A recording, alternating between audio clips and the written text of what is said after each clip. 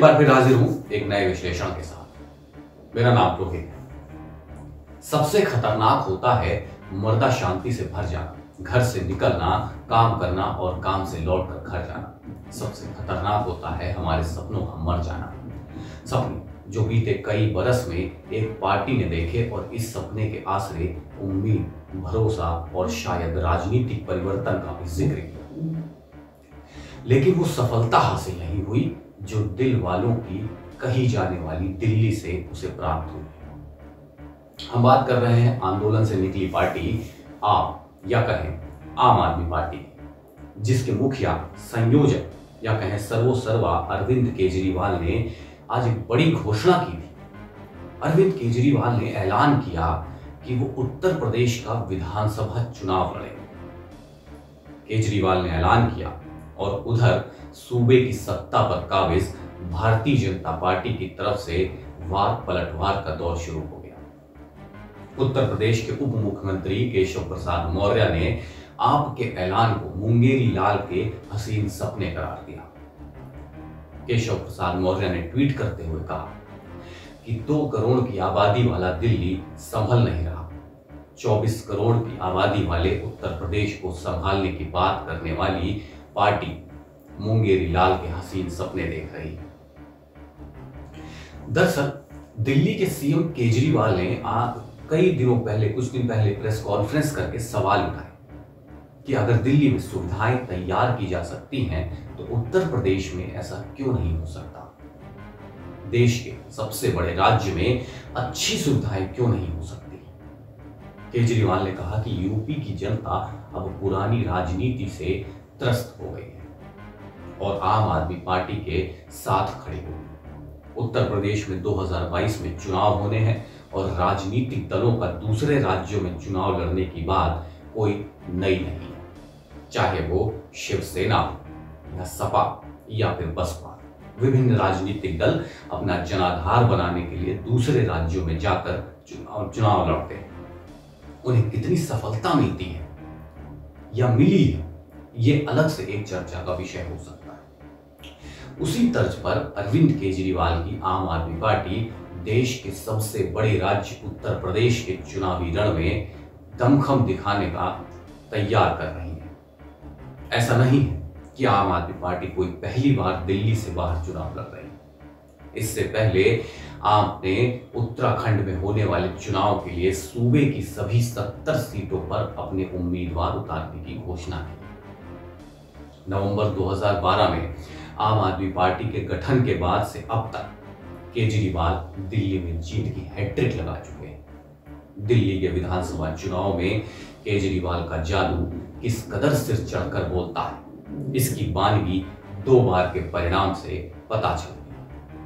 लेकिन जब भी बात दिल्ली से बाहर की रही हो तो केजरीवाल और उनकी पार्टी ने कोशिश और दावे दोनों भरपूर किए, लेकिन हर बार परिणाम निलवटा सन्नाटा ही। काशी की भूमि में मोदी को किया था इन्होंने चैलेंज। आपको बताते हैं, साल 2014 के वक्त नई नवेली आम आदमी पार्टी ने पूरे देश में अपने उम्मीदवार खड़े किए और तो और अरविंद केजरीवाल ने भाजपा के प्रधानमंत्री पद के उम्मीदवार नरेंद्र मोदी के खिलाफ वाराणसी से चुनावी ताल ठोक।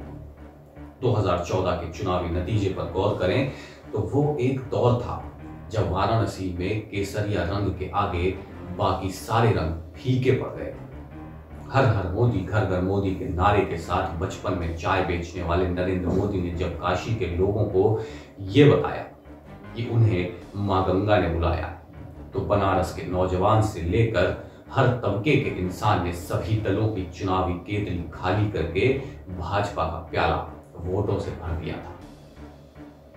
नरेंद्र मोदी अपने निकटतम प्रतिद्वंदी अरविंद केजरीवाल से 3,71,785 वोटों से जीते थे।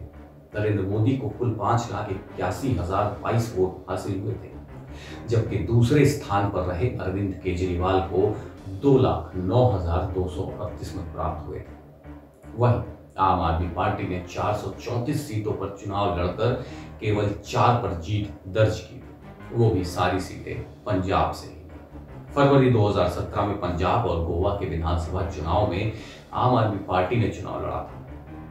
दोनों ही राज्यों में केजरीवाल ने अपनी सरकार बनने का भरपूर दावा भी किया था, लेकिन दोनों ही जगहों पर परिणाम आपके दावे के मुताबिक नहीं रहे थे।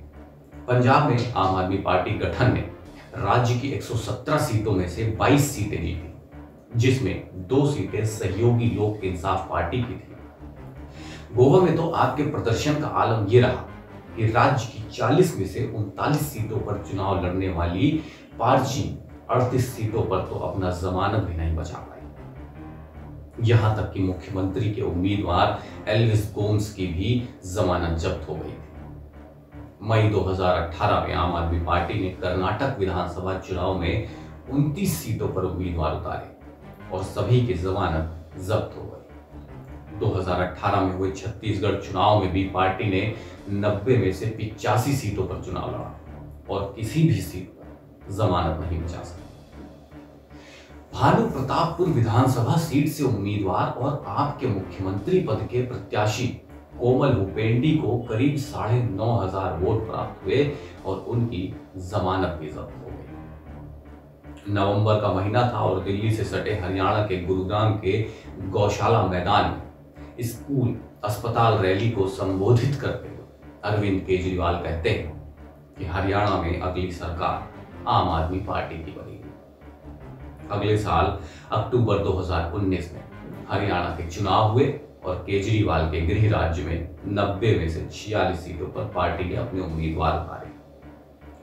एक भी सीट जीतना तो दूर की बात है, पार्टी ने इस चुनाव में 0.48% मत हासिल किए, वहीं नोटा ने 0.52% वोट हासिल किए।